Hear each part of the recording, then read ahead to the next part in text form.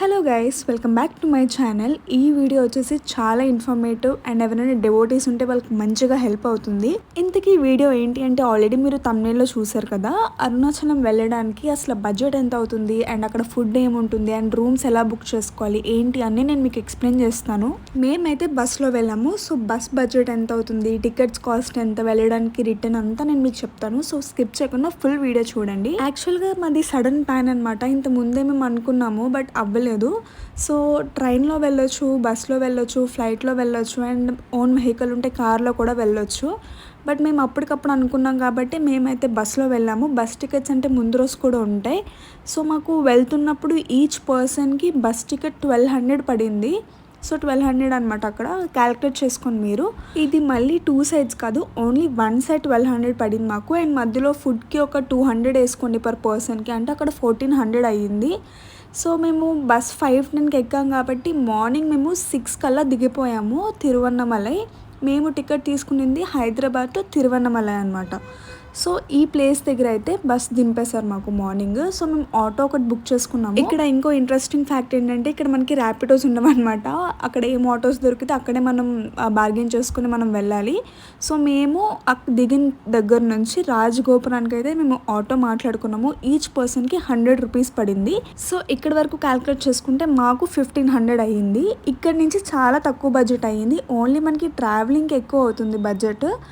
And so మేము రాజగోపురానికి book చేసుకున్నాం కదా, అక్కడ వరకు అయితే వెళ్ళిపోయాము. చాలా బాగుంది క్లైమేట్ పొద్దున్నే.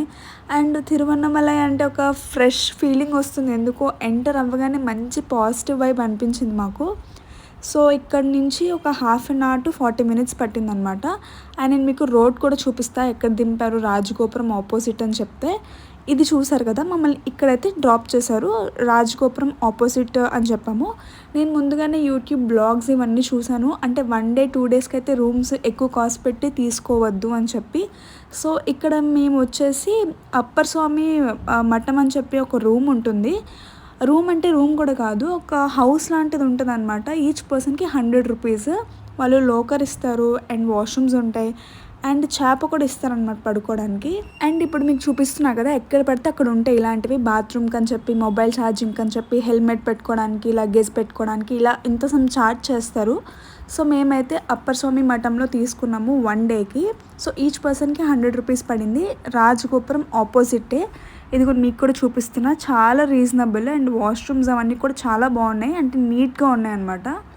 అంటే మళ్ళీ బాగున్నాయి అంటే వేరే వేస్లో కాదు, నీట్గా మంచిగా ఉన్నాయన్నమాట యూజ్ చేసుకోవడానికి. సో ఇక్కడ వాళ్ళు మన ఆధార్ కార్డు, ఫోన్ నెంబర్ ఇవన్నీ తీసుకుంటారు. మేమైతే 3 lockers తీసుకున్నాము. సో మాకైతే లగేజ్ పెట్టుకోవడానికి అంతటికి కరెక్ట్గా సరిపోయింది. చూసారు కదా, మేము డిపార్చర్ టైం వచ్చేసి 6:40 AM. మనకి ఇది 24 hours వరకు వ్యాలిడ్ ఉంటుంది. ఎక్కడైనా సరే 12 hours ఉంటుంది, బట్ ఈ మఠంలో వచ్చేసి 24 hours ఉంటుంది. అండ్ ఇంకొకటి ఏంటి అంటే, మీరు కావాలి అనుకుంటే ఆశ్రమాల్లో కూడా ఉండొచ్చు. అది దాని గురించి నాకు అంత ఐడియా లేదు.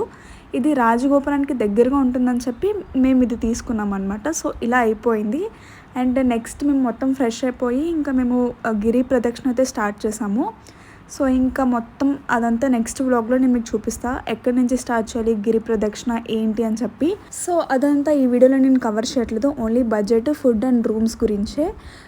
అదంతా అయిపోయిన తర్వాత ఫుడ్ విషయానికి వస్తే మాత్రం ఇక్కడ రాజగోపురం అంటే మెయిన్ టెంపుల్ దగ్గర 7 AM to ఈవినింగ్ 8 వరకు ఫుడ్ ఉంటుంది.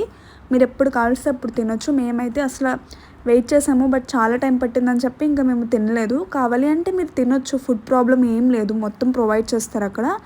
సో అంత బడ్జెట్ అంతా మాకు ట్రావెల్లోనే అయిపోయింది. వెళ్తున్నప్పుడు ఒక 1200, వస్తున్నప్పుడు ఒక 1300 అయిపోయింది. సో అక్కడే 2500 అయిపోయింది. అండ్ ట్రావెలింగ్ ఛార్జెస్ వచ్చేసి ఒక 200 అయిపోయింది, 2700. ఫుడ్కి, నెక్స్ట్ రూమ్కి ఇవన్నీ తీసేగా పర్ పర్సన్కి 3000 అయిందనమాట 1 dayకి. సో ప్లాన్ చేసుకోవాలి అనుకుంటే ముందుగానే ప్లాన్ చేసుకుంటే మనం ఇంకా చాలా మనీ సేవ్ చేయవచ్చు. మేము బస్సులో వెళ్ళాం కాబట్టి మాకు ఇంత కాస్ట్ పడింది. ట్రైన్లో వెళ్తే అంత పడదు. సో మీరు ఏమైనా ప్లాన్ చేసుకోవాలి అనుకుంటే మాత్రం ట్రైన్లో ప్లాన్ చేసుకోండి. బస్ ఏంటి అంటే టికెట్ కాస్ట్ ఎక్కువ ఉంటుంది అండ్ మనకి అప్పటికప్పుడు వెళ్ళాలి అనుకుంటే మనకి హెల్ప్ అవుతుంది. ట్రైన్ అంటే ముందుగా ప్లాన్ చేసుకుంటే మనం మనీ సేవ్ చేయొచ్చు.